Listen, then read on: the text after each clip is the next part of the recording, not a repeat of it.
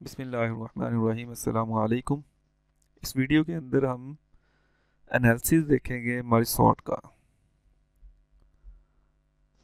तो अगर merge sort को अगर हम थोड़ा सा एनालिसिस करें ना, तो हमारे पास ये वाली इक्वेशन मिलती है।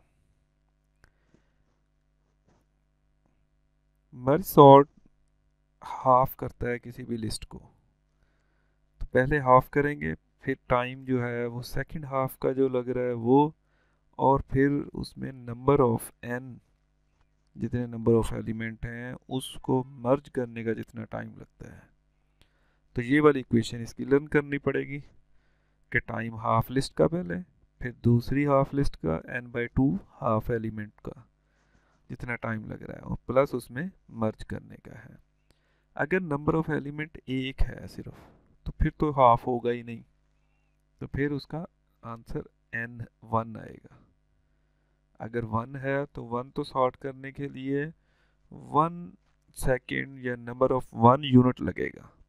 लिहाजा अगर n 1 है तो 1 आंसर, अदरवाइज 2 है, 6 है, जितने भी एलिमेंट हैं उस पे जितना टाइम लग रहा है पहले हाफ को, फिर दूसरा हाफ करने पे, फिर जो है वो उसको मर्ज करने पे जितना टाइम लग रहा है, तो ये टी ऑफ एन है।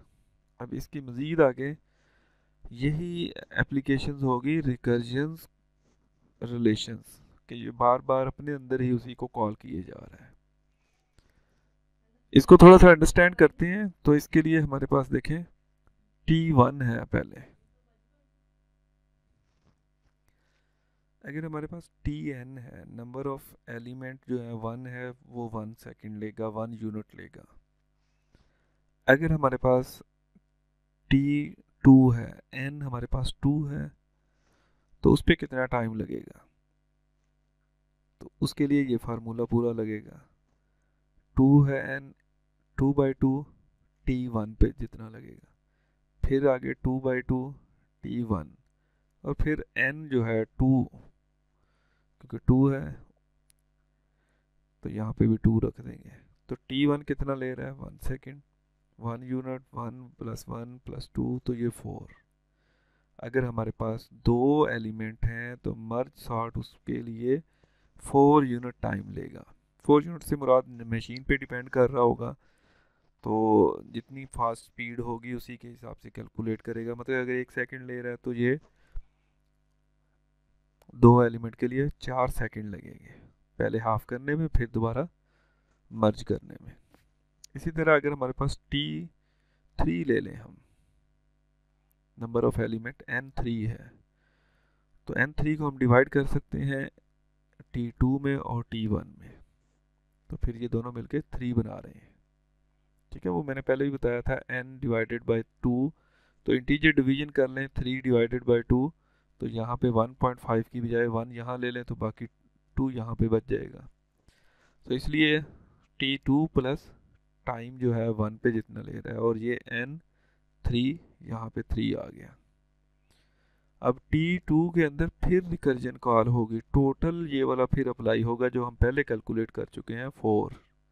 लिहाजा T2 टाइम ऑफ 2 नंबर्स के लिए 4, टाइम 1 के लिए 1, और 3 का 3 आ गया, तो ये 8 नंबर ऑफ यूनिट लेगा अगर हमारे पास टाइम नंबर ऑफ n जो है वो 3 है। इसी तरह थोड़ी बिग एग्जांपल ले लेते हैं। अगर हमारे पास 16 है नंबर ऑफ एलिमेंट, तो हमने उसे डिवाइड कर दिया T8 + T8 + 16। T8 उसी तरह पहले कैलकुलेट कर लिया 32, या T8 पे भी वही फार्मूला पूरा अप्लाई होगा कि वो अपने अंदर Tn/2 + n/2 + n कैलकुलेट करेगा, तो एट द एंड रिजल्ट उसका 32 निकलेगा। तो 32 + 32 + 16, तो ये 80 बनता है। जिस तरह नंबर ऑफ एलिमेंट बढ़ते जाएंगे, डिवीजन बढ़ती जाएगी, कॉम्प्लिकेटेड होता जाएगा, लेकिन देखें उस रेशो के हिसाब से नहीं बढ़ेगा। तो ये 19 192 अगर n जो है 32 हो, तो इससे ये कंक्लूजन निकलेगी कि ये वाली सारी कंक्लूजन के बाद जो हमारा एल्गोरिथम टाइम ले रहा है वो थीटा n log n होगा।